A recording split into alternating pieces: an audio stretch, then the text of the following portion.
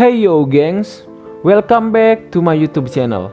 Pada video kali ini, gue akan mengulas alur cerita film drama Korea yang berjudul Love Lesson yang dirilis pada tahun 2013.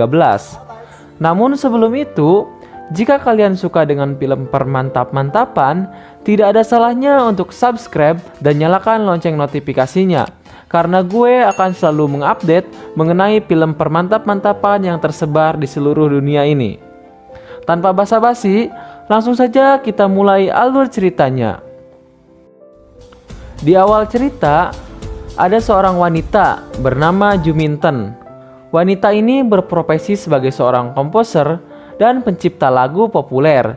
Terlihat Ju Min-ten ada undangan acara party dengan rekan-rekan kerjanya.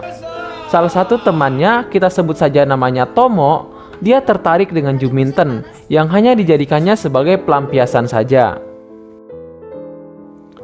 Terlihat Ju Min-ten pergi karena tidak suka dengan keramaian. Lalu Tomo mengejarnya dan menggerayangi Ju Min-ten di lift. Tak disangka, pintu lift pun terbuka dan anak muda bernama Abdul ini terkejut melihat Ju Min-ten dan Tomo lagi enak-enak di dalam lift. Esoknya, setelah Ju Min-ten enak-enak dengan Tomo, dia bergegas untuk berangkat kerja. Sesampainya di tempat kerja, Ju Min-ten sempat mendapatkan berita buruk karena Ju Min-ten belum juga merilis lagu barunya yang sudah ditagih oleh pihak manajemen. Karena pusing, Ju Min-ten pun pergi untuk mencari inspirasi. Pada malam hari, Ju Min-ten kembali melihat Abdul, yaitu anak muda yang tadi, lagi berduaan dengan pacarnya. Tak diduga-duga, saat di dalam lift, Abdul satu lift lagi dengan si Ju Min-ten. Di sini terlihat si Ju Min-ten sempat melirik-lirik body dari si Abdul. Lanjut cerita. Abdul ini adalah seorang siswa jurusan seni lukis dan musik. Dan terlihat si Abdul ini lagi praktek melukis seorang wanita. Tapi si Abdul ini tidak dapat berkonsentrasi karena teringat dengan si Ju Min-ten. Scene berpindah ke si Ju Min-ten yang sedang pusing tujuh keliling dengan masalah yang ada di studio musik itu. Sudah lagu gak rilis, inspirasi gak ada, ditambah lagi dengan suara biduan dangdut di dalam ruangan itu. Karena pusing, Ju Min-ten pun pergi ke sebuah bar untuk menenangkan diri. Tak lama kemudian, datanglah laki-laki cabul yang bernama Tomo tadi, menarik tangan Ju Min-ten dan mengajak enak-enak di dalam mobil yang berlokasi di kolong jembatan. Karena Ju Min-ten yang merasa risih atau gimana, mereka tidak jadi mantap-mantap. Lalu Ju Min-ten pun meninggalkan Tomo sendirian. Sebelum pulang ke apartemen, Ju Min-ten mampir ke sebuah Indomart untuk membeli Kinder Joy dan Silver Queen. Tak disangka bertemu lagi dengan si Abdul ini. Karena penasaran, Ju Min-ten kemudian mengikuti Abdul. Dan kayaknya sih dia mulai tumbuh bibit-bibit percintaan. Dan si Ju Min-ten pun bersembunyi di dalam sebuah mobil. Lalu Ju Min-ten mendapatkan inspirasi untuk merilis lagunya. Jadi guys, intinya itu setiap Ju Min-ten bertemu dengan si Abdul, si Ju Min-ten mendapatkan inspirasi untuk menulis lagu. Lanjut esok harinya, si Abdul lagi main basket dengan temannya yang kita sebut saja si Gentong. Karena kecapean, mereka kemudian pergi ke sebuah warung untuk membeli minuman. Dan dari kejauhan, terlihatlah si Ju Min-ten berjalan kaki memakai baju biru, celana hitam, sandal merah, dan memegang buku di tangan kanannya. Karena penasaran, si Abdul dan si Gentong mengikuti si Ju Min-ten ke sebuah gedung. Ternyata di sana lagi ada jumpa pers tentang piano, dan moderatornya kebetulan adalah si Ju Min-ten. Alih-alih ingin memandangi body Ju Min-ten, Abdul yang duduk di kursi depan malah menghayal mantap-mantap dengan si Ju Min-ten. Karena Joninya si Abdul ini baperan, dia lalu lari ke toilet. Dan di toilet, si Abdul melanjutkan imajinasi dan hayalannya itu. Tak disangka kamu Abdul. Tak lama kemudian datanglah si Gentong yang mengajak Abdul untuk meminta nomor HP Juminten. Modus nih si Gentong tuh ya. Ya dari sinilah kisah cinta dan mantap-mantap mereka akhirnya dimulai. Singkat cerita, si Abdul mencoba menghubungi Juminten untuk memulai les privat piano. Dan Juminten pun mengizinkan si Abdul untuk datang ke apartemennya. Dan tanpa pikir panjang, si Abdul langsung tancap gas ke apartemen Juminten. Sesampainya di sana, Juminten sedikit nakal dan merayu si Abdul. Ya dengan cara begitulah kali ya si Juminten tuh.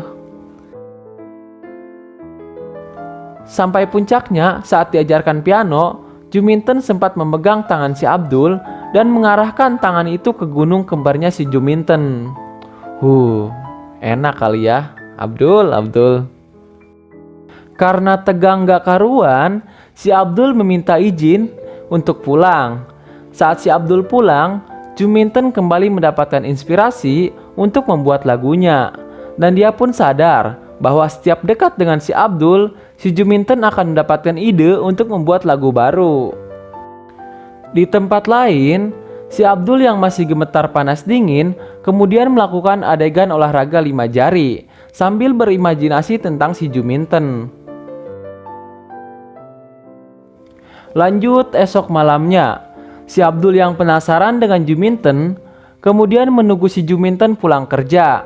Sesampainya Juminten di apartemennya, tak pikir panjang si Abdul langsung menggendong Juminten ke sofa. Niat untuk meminta jatah, namun si Juminten malah mengajak si Abdul untuk memakan es krim. Lanjut pagi harinya, si Abdul dijemput dengan mobil oleh si Juminten dan diajak ke tempat lukisan. Lalu si Abdul memeluk pinggang dari si Juminten ini. Karena kode itu, Juminten langsung menarik si Abdul dan mengajak si Abdul ke perpustakaan paling belakang. Dan di sana kalian semua pasti tahulah mereka ngapain. Yang jelas ya mantap-mantap, yaitu dengan posisi BJ. Terlihat kemudian mereka pulang ke apartemen. Juminten pun dengan lancar mendapatkan inspirasi untuk lagu barunya. Sambil Abdul yang melukis Juminten, dan di sini pokoknya mereka melakukan banyak sekali adegan-adegan yang membuat mereka berdua keenakan. Dan jika kalian penasaran, bisa coba melihat sendiri full movie-nya. Lanjut cerita, Juminten sudah menyelesaikan aransemen musiknya. Tapi di sini terlihat si Tomo, cowok yang cabul itu, cemburu karena Juminten dekat-dekat dengan si Abdul. Di tempat lain, si Abdul didatangi pacarnya yang khawatir karena si Abdul sudah lama tak ke sekolah. Dan juga hubungan mereka sudah tak seharmonis dulu.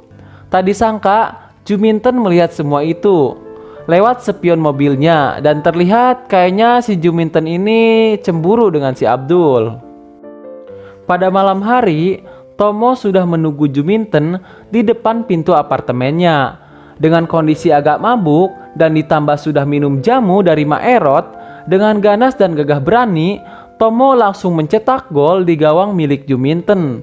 Sampai-sampai gawangnya itu kebanjiran. Tak disangka si Abdul yang pergi ke apartemen Juminten melihat adegan itu. Dan lalu si Abdul pun pergi karena cemburu buta dan sakit hati. Lalu esok harinya, di studio musik ada masalah karena kekurangan satu lagu lagi untuk rekaman. Terlihat Juminten yang galau karena kejadian kemarin malam. Dia kemudian mencoba mencari si Abdul ke tempat biasanya. Tapi ya seperti itu, si Abdul tidak ketemu-ketemu. Dan sampai pada malam hari, Juminten mencoba mengirim pesan, tapi tidak dibalas oleh si Abdul ini.